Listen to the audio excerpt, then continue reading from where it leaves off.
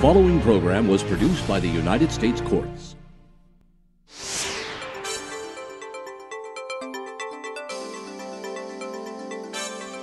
As a debtor, you'll be required to appear at a meeting conducted by a trustee.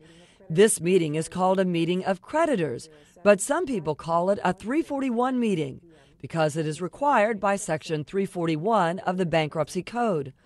Let's watch what happens in a 341 meeting. This is track number 14.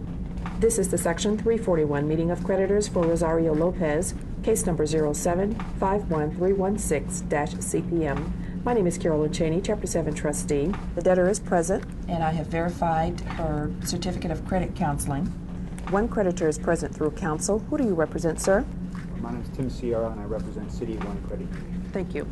The trustee has verified the debtor's photo ID and proof of her social security number. The trustee will verify your identity and ask you questions to verify the accuracy of the information that you filed with the court.